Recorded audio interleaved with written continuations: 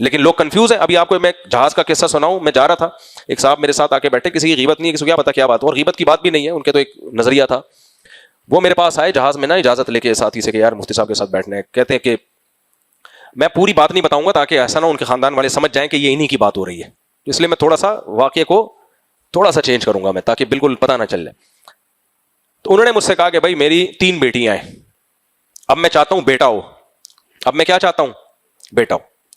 تو میں وہ جو آج کل آ رہا ہے نا, وہ کیا یار جس میں جینڈر کو سلیکٹ کر سکتے ہیں ٹیسٹ ٹیوب بیبی کے ذریعے, اس کا ایک خاص نام ہے IVF. ٹیسٹ ٹیوب بیبی کے ذریعے جب اولاد حمل ٹھہرایا جاتا ہے تو اس میں جینڈر یعنی لڑکا ہے یا لڑکی یہ سلیکٹ کرنا ممکن ہوتا ہے.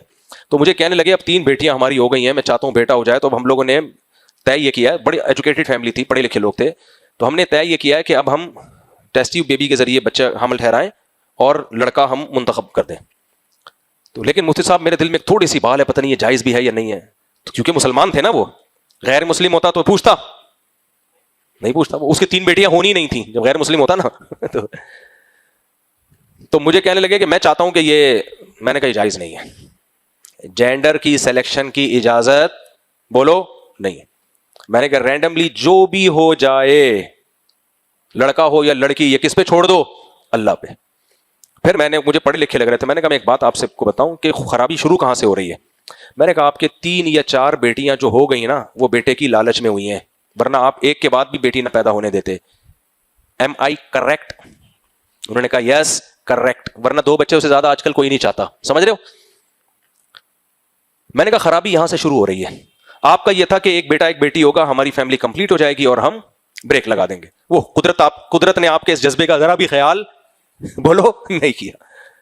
قدرت نے آپ کو ایک بیٹی کی, آپ نے چانس لیا کہ ایک اور ٹرائی مارتے ہیں, پھر چانس لیا ایک اور ہو گئی, او ہو بیٹی, ایک تو خوشی نہیں ہوئی ہوگی اس کے اوپر, رونے کا دل چاہو گا یار ہمارے پاس 2 ہی چانس تھے, ایک بیٹا ایک بیٹی, وہ چانس کیا ہو گیا, مس ہو گیا. ٹینشن میں آئے ہوگے, وہ ڈپریشن الگ. پھر آپ نے کہا چلو ایک چانس اور لیتے ہیں, پھر بیٹی ہو گئی, اب آپ مصیبت میں پڑ گئے.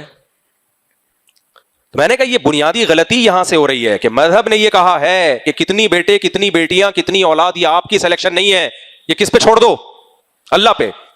آپ کی نیت یہ ہوتی میں تربیت نہیں کر پاؤں گا, اور ایکچولی میری, حالانکہ ٹھیک ٹھاک پیسے والے آدمی تھے آج کل. پھر مجھے کہنے کہ نہیں مفتی صاحب میں آپ کی اس بات سے ایگری نہیں کرتا, ایکچولی دیکھیں ہوتا یہ ہے کہ اب وہی ہے نا, عقل کیا استعمال ہو رہی ہے, غیر ضروری جگہ نا اپنے آپ کو فنٹر سمجھنا, غیر ضروری عقل کا استعمال. جہاں مذہب نے پابندی لگا دی ہے وہاں عقل کو گھسیڑنا. کہہ رہے دیکھیں ایکچولی ہوتا یہ ہے کہ اب بچوں کا ایسا تو نہیں نا کہ برساتی مینڈکوں کی طرح بچے ہی پیدا کرتے رہے ہیں. دیکھیں بچوں کی تربیت, ایکچولی فوکس کس کو کرنا ہے ہم نے, تربیت. اب آپ دیکھیں سوسائٹی میں غربت, مہنگائی, وسائل کی کمی, اتنے بچے کون پالے گا. میں نے کہا یار کائنڈلی پلیز کائنڈلی, وسائل کی کمی نہیں ہے, جہاز میں جا رہے ہو یار تم, صحیح ہے نا, گاڑی پہ کیا خیال ہے, جہاز میں بیٹھ کے جائے. یہ بات کوئی ریڑھی والا ٹماٹر والا کرے تو سمجھ میں آتا ہے. پھر میں نے ان کو رپورٹیں پیش کی باہر کے ماہرین کی کہ وسائل دنیا میں آبادی کے ریشو کے لحاظ سے کم نہیں ہو رہے بلکہ بڑھ رہے ہیں. پورا تمیز سے ان کو ایکسپلین کیا, پوری بحث کی, سمجھایا کہ وسائل کی کمی جب مسئلہ بنتی ہے, وسائل کی کمی کا مسئلہ جب ہوتا ہے جب انسان پیدا ہوتا ہے اور 2 ہاتھ اور 2 پاؤں کے بغیر پیدا ہوتا. میں نے کہا بھائی جتنے بچے پیدا ہوتے ہیں 2 ہاتھ, آپ بھی تو کسی کے بچے ہو نا, کیا باپ پہ بوجھ بنے ہوئے ہو, آپ نے بھی تو پڑھا لکھا کما رہے ہو نا, تو بچے میں کمانے کی طاقت, بیٹی کا تو انتظام اس کے سسرال کے ذمہ, شوہر کے ذمہ ہے, اور مرد خود کمائے گا. گھنٹہ میں نے ان کو بٹھا کے سمجھایا نا. میں نے کہا اب دیکھو یہ جو 2 بچوں والی پالیسی ہے اس کا نقصان کیا ہو رہا ہے. جس کے 2 بچے ہو گئے, ایک بیٹا مل گیا, وہ نسل روکے گا. جس کے نہیں ہوئے وہ بیٹے کی لالچ میں نسل بڑھائے گا. ایسا ہوگا کہ نہیں ہوگا؟ تو لڑکا اور لڑکی کے گروتھ ریشو جو نیچرلی ہونا چاہیے اس میں خرابی آئے گی کہ نہیں آئے گی؟ ہے بھائی بتاؤ نا. انہوں نے کہا یقیناً آئے گی. میں نے کہا اس سے تو اگلی نسل تباہ ہو گئی کہ نہیں ہو گئی, بچیوں کے تو مسائل کھڑے ہو جائیں گے. پھر وہ کہتے ہیں چائنا میں اور ہندوستان میں بھی تو 2 بچے. میں نے کہا وہاں ایک ظلم ہو رہا ہے, جب ایک جھوٹ بولا جاتا ہے نا اس کو چھپانے کے لیے 100 جھوٹ اور بولنے پڑتے ہیں. چائنا میں جو 2 بچوں والی پالیسی ہے اور مردوں کا ریشو زیادہ ہے, وجہ اس کی یہ ہے کہ بچی کو ماں کے پیٹ میں قتل کیا جاتا ہے. یہ ساری بچیاں ان چائنیز کی نا گریبان میں ہاتھ ڈال کے قیامت کے دن کھڑی بھی ہوں گی. یہ جو وَإِذَا الْمَوْءُودَةُ سُئِلَتْ بِأَيِّ ذَنبٍ قُتِلَتْ, قرآن کہتا ہے جس دن زندہ دفن کی ہوئی بچی سے پوچھا جائے گا بتا تجھے کس جرم میں قتل کیا گیا. اس آیت کی تفسیر میں علماء نے لکھا ہے کہ وہ بچیاں بھی داخل ہیں جن کو ماں کے پیٹ میں گرایا گیا ہے, کیونکہ حمل جب پورا مکمل ہو جاتا ہے اور پتہ چل جاتا ہے کہ لڑکا ہے یا لڑکی, اس کے بعد یہ گرانے کا عمل ہوتا ہے. اس بچے میں جان پڑ چکی ہوتی ہے, قتل کیا جاتا ہے باقاعدہ. میرے پاس تو ماؤں کے فون آئے ہیں کہ ہم ہاسپٹل گئے, پتا چلا بچی ہے, تو ہم نے کہا گرا دو. کہہ رہے جب گرایا گیا نا اس بچی کی جان نکلی ہے پیٹ میں, تڑپی ہے وہ تو ماں میں اللہ کا خوف تھا, ڈر گئی کہ میں نے کیا کیا ہے, مار دیا بچی کو. کہہ رہی مجھے رو رہی ہوں, میں نے کیا کیا, اپنی بچی کو ہلاک کیا. کروڑوں بچیاں چائنا میں اور انڈیا میں ماں کے پیٹ میں قتل کی گئی ہیں, تب جا کے گروتھ ریشو پہ انہوں نے کیا کیا ہے, کنٹرول. نہیں آ رہی سمجھ میں؟ زمانے جاہلیت میں جن باپوں نے اپنی بیٹیوں کو زندہ دفن کر دیا تھا, ان پہ کوئی کیس ہوا دنیا میں؟ کیوں نہیں ہوا؟ کیس کرنے والا باپ ہی ہوتا ہے نا. جب باپ ہی مار رہا ہے تو کون کیس کرے گا؟ تو ایسے ہی میرے بھائی, یہ تو بچیاں دنیا میں آئی نہیں کہ اپنے باپ ماں اور باپ کے خلاف کیس کرتی. دنیا میں کوئی قانون نہیں ہے ان کی سنوائی کرنے والا. تو آپ کا کیا خیال ہے, اللہ چھوڑ دے گا ہے اس بیس پہ کہ تمہاری اولاد تھی جو مرضی کرو؟ اللہ نے چھوڑنا ہوتا تو مشرکین کو کیوں اللہ کہے گا میں پکڑوں گا کہ کیوں تمہاری اولاد تھی, تم نے مار کیسے دیا ان کو؟ تو میں نے کہا اس لیے میرے بھائی, میں نے پھر اپنی مثال دی. میں نے کہا میرے 19 ہیں اس وقت کی, اب تک کی رپورٹ جو کسی بھی وقت چینج ہو سکتی ہے, 19 ہے. میں نے کہا میں آپ کو میں شو مارنے کے لیے نہیں کہہ رہا, اللہ نظر بد سے بچائے, اللہ نے ہماری برائیوں پہ پردہ ڈالا ہوا ہے, بہت نیک نہیں ہے ہم. میں نے ان سے کہا میں آپ کو خوش نظر آ رہا ہوں کہ نہیں آ رہا؟ کہتے ہیں ماشاء اللہ فٹ فاٹ.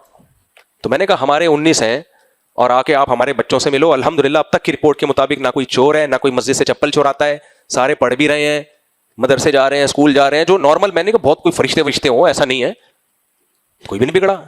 تو یہ جو تربیت کا آپ لوگوں نے منجن بیچا ہوا ہے نا, بچے جتنے زیادہ ہوتے ہیں وہ ایک دوسرے کو سنبھالتے ہیں. ہمارے تو بڑے بھائیوں نے ہمیں پالا ہے, ابا تو آفس میں ہوتے تھے, بڑے بھائی کے چماٹے کھائے ہیں ہم نے, جس کی وجہ سے آج تھوڑے بہت ٹوٹے پھوٹے انسان کے بچے بنے ہوئے ہم. کیونکہ نئی جنریشن کو نئی جنریشن سمجھتی ہے, ابا پرانے ہو جاتے ہیں, ان کو نئی بچوں کی شرارتوں کا بھائی کو پتا ہوتا ہے کہاں سے بگڑے گا یہ.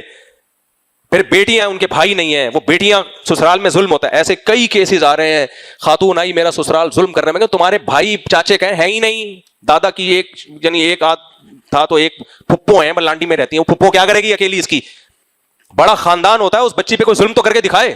پیچھے 8-10 بھائی کھڑے ہوئے ہوتے ہیں, چاچے مامے کھڑے ہوئے ہوتے ہیں. تو میں نے ان بیچاروں پہ پوری اپنی صلاحیت خرچ کر لی, مگر بندہ ہل کے نہیں دیا. تو کیوں نہیں ہلا بھائی؟ اس لیے نہیں کہ عقل سے سمجھانا بہت مشکل ہوتا ہے. اس میں یہ ہوتا ہے کہ اللہ کے سامنے ہتھیار ڈال دو. عقل کے ہتھیار اللہ کے ہم نے ڈال دیے تھے, ہم نے کہا یار ایسی کی تیسی یار باڑ میں جائے. جب اللہ نے کہہ دیا کہہ دیا. اب کوئی آزمائش بھی اگر آ گئی اولاد کی وجہ سے, اللہ نہ کرے, تو ہم کہیں گے اللہ نے, ہم نے تو آپ کا حکم سمجھ کے کیا تھا, اب آزمائش ہے تو اللہ صبر کی بھی توفیق دے گا. بعض دفعہ آدمی کام اچھا کرنے چلتا ہے, آزمائش آ جاتی ہے تو کیا کرتا ہے وہ, بھائی ہم نے تو کام ٹھیک کیا تھا, ہم نے کام, آپ نے صحیح ڈاکٹر سے علاج کیا, دوا بھی ٹھیک, وہ ریئیکشن کر گئی, تو آپ کو ندامت نہیں ہوتی. آپ کو یار میرے بس میں تو یہی تھا کہ ڈاکٹر بھی پیٹ ہی کا ہے, دوا بھی اس نے بالکل یوٹیوب پہ بھی سرچ کر لیا, ہر ڈاکٹر پھر بھی کھا کے اگر ریئیکشن ہو گیا تو اب وہ تو اللہ کے ہاتھ میں ہے نا. لیکن کھا ہی زہر رہے ہو, چل ہی غلط ٹریک پہ رہے ہو, تو ڈپریشن کے علاوہ کچھ بھی نہیں ہے. تو میں نے کہا بھائی یہ جینڈر کی سلیکشن کی اگر اجازت دے دی جائے نا, تو گروتھ ریشو کی ایسی کی تیسی ہو جائے گی. پھر آپ آج ایک لڑکا, کل کہے گا, تو ایک بچہ بندہ کہے گا مجھے تو 6 لڑکے چاہیے, لڑکے ہی لڑکے. وہی حشر ہوگا جو چائنا اور انڈیا میں, لڑکے زیادہ عورتیں کم. تو چائنا میں تو سنا ہے عورت کے لیے جنگیں شروع ہونے والی ہیں, لیکن پھر ہوتا کیا ہے, جب عورتیں نہیں ملتی تو پھر وہ اسی طرف جاتے ہیں, وہ پھر غلط ٹریک پہ طرف جائیں گے, پھر اس کی عادت ہو جائے گی ان کو. تو اللہ نے ہمارے لیے اتنا آسان رکھ دیا. اللہ نے بولا بھائی تیرے تو 1 روپیہ بھی جیب میں نہیں ہے, نسل روکنے کی اجازت نہیں ہے. نحن نرزقکم وإیاہم, ہم تمہیں بھی روزی دیں گے اور ان کو بھی. انہوں نے مجھے کہا کہ عقل بھی تو ہمیں استعمال کرنی چاہیے. میں نے کہا عقل استعمال کرنی چاہیے, لیکن خدا کے خلاف نہیں استعمال کرنی چاہیے. عقل یہی کہتی ہے کہ خدا کی عقل ہماری عقلوں سے بڑی ہے. اور میں نے کہا عقل اگر صحیح استعمال کرو گے نا, تو بچہ پیدا ہوتے ہی ماں کی چھاتیوں میں دودھ آنا اس کی علامت ہے کہ اللہ اس کو پیدا کرنے میں غافل نہیں ہے. ایک سسٹم اللہ نے بنایا ہوا ہے, پیدا ہوگا تو دودھ آئے گا, پیدا ہوئے بغیر نہیں آئے گا. اب آپ کہو گے یار اس کے تو اتنے بچے ہو گئے, اس کے تو ماں کے دودھ آتا رہا ہے, میں تو ابھی تک دودھ ہی نہیں آیا, تو میں بچے کیسے پیدا کروں؟ ابے پیدا کرے گا تو آئے گا نا. تو بچہ پیدا ہوگا تو تمہیں اللہ گنجائش دے گا مالی, تاکہ اس کے خرچے اٹھاؤ. نہیں ہوگا تو ایسے ہی گھومتے رہو. جیسے میں نے دیکھا ہمارے کلاس فیلو جو کما رہے تھے کہ پیسے ہی نہیں ہے, اب تک پیسے ہی نہیں ہے. لوگوں کی شادیاں بھی ہو گئی, بچے بھی ہو گئے, بچے بڑے بھی ہو گئے, ان کے بچوں کے بچے ہو گئے, کھاتے پیتے چلے گئے دنیا سے. ان کے پاس اب تک کی رپورٹ کے مطابق پیسے ہی نہیں آئے. تو اللہ تعالیٰ کا بہت بڑا کرم ہے میرے بھائی, اللہ نے ہمیں اسلام دے دیا. ہماری کنفیوژن 20 چیزوں میں اللہ تعالیٰ نے ختم کر دی. جب اللہ رسول کا حکم آ گیا, بھائی اللہ کو زیادہ پتہ ہے, جیسے ڈاکٹر کے پاس علم ہوتا ہے, ہمارے پاس کم علم ہے, تو ڈاکٹر جو دوا دے دے اب کیا اس میں ریسرچ کرے گا کہ یہ پیناڈول کھاؤں کہ نہیں کھاؤں, کہ یار اچھے ڈاکٹر نے دے دی بس چپ کر کے کھا لیتا ہے آدمی. تو ہمیں اللہ سے زیادہ کس پہ اعتماد ہو سکتا ہے؟ تو مذہب آپ کی بہت ساری کنفیوژن کو دور کر دیتا ہے, اس لیے ہم سکون میں ہیں. غیر مسلم سکون میں نہیں ہے, وہ ٹینشن میں ٹھوکریں مار رہا ہے. تبھی تو قرآن نے کہا ہے کہ حیران سرگردان گھومتے ہیں وادیوں میں, پتہ ہی نہیں چلتا صحیح کیا ہے غلط کیا ہے, ساری زندگی اسی میں گزر جاتی ہے ان کی. تو خلاصہ بس بیان کو میں سمیٹتا ہوں, یہی نکلا کہ اللہ تعالیٰ کو ہماری باڈی سے کوئی لینا دینا نہیں ہے. اللہ تعالیٰ ہمارے علم اور ہمارے عمل کو دیکھتا ہے. اور وہ جو میں نے آیت پڑھی تھی اہدنا الصراط المستقیم, اس میں یہی ہے کہ کچھ لوگوں کے پاس علم ہے مگر عمل نہیں ہے, جو یہود ہیں. اللہ نے کہا کہ دعا مانگو اللہ ان کے راستے پہ بھی نہ چلانا. اور کچھ کے پاس علم ہی نہیں ہے, وہ عیسائی ہیں, کہ ان کے راستے پہ بھی مت چلو. تو راستہ وہ ہو کہ صحیح علم ہو اور اس کے مطابق عمل بھی ہو. اللہ تعالیٰ ہمیں سمجھنے کی عمل کی توفیق عطا فرمائے.